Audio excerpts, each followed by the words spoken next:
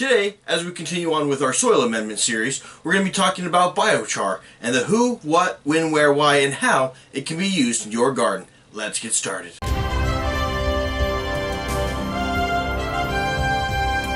When adding soil amendments, they generally have a primary benefit that we use to get out of it, and then they also tend to have some secondary benefits that are nice add-ons as well. The primary benefit of biochar is to help with plant growth, whereas the secondary benefit helps in soil conditioning, while helping to aid in the improvement of the soil profile. Before we get into the specifics of how this is accomplished, let's look into the history of biochar and how it became so popular in its use. And first, taking a look at what biochar actually is, it is the ash and burnt remains left behind from a fire. This burnt material is then either ground up into the soil or left behind so that it can decompose and joining the soil profile. This technique of using controlled burns has actually been around for thousands of years.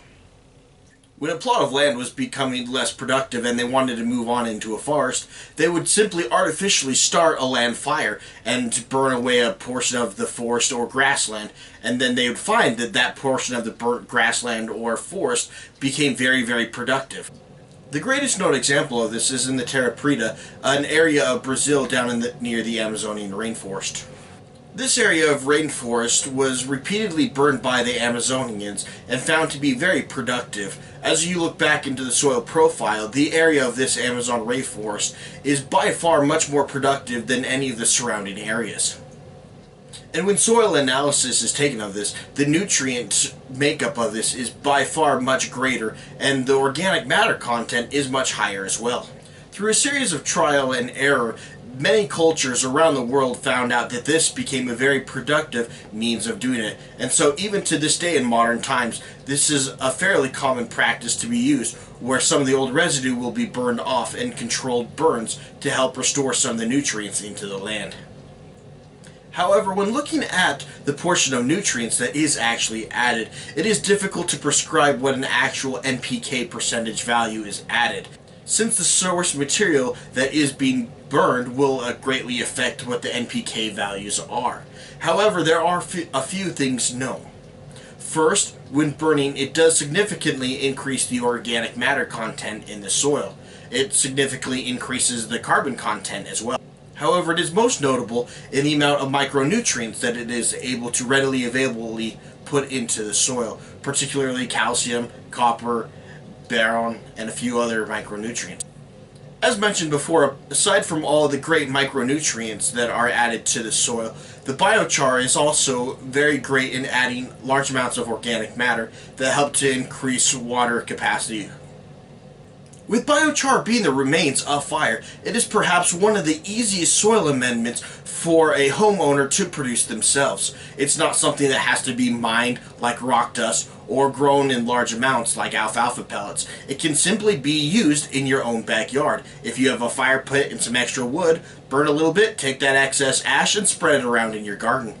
So occasionally on the weekend, when I get a little bit hungry, I'll pull out my grill or smoker and I'll throw on some sirloin steaks or maybe some tri-tip. Maybe if I'm feeling really adventurous that weekend, I'll throw on a brisket, and that will allow me to burn a lot of excess wood. I'll then take the ash from that burnings and I'll spread it around in my garden. This is one of my favorite sources of producing biochar. I get to eat a delicious meal while producing something that I can utilize in my garden a little bit later on. So tell me, what's your favorite source of biochar making? Let us know in the comment section below. If you choose not to produce biochar yourself, whether it be from grilling or from a fire pit, because it is just burnt remains from plant material, it is one of the easiest to produce, and it can be found commercially worldwide. Any burnt residue product can be used as biochar, from anything that's actually labeled as biochar on up through to charcoal. If you are looking to purchase it, as of the fall of 2018, it is not uncommon to find a 1 pound bag of this material for about $15. Even though it is readily available, generally speaking, biochar is going to be ground in or milled into a powder, and that's what the cost comes from, is the milling process. If you do choose to purchase your material commercially, I would highly advise you not to go and purchase Quick Light charcoal or one of those. Do a naturally burned charcoal, because a lot of those easy quick lights are going to contain fossil fuels that you would not want to contain in your garden. It could be potentially dangerous in high amounts.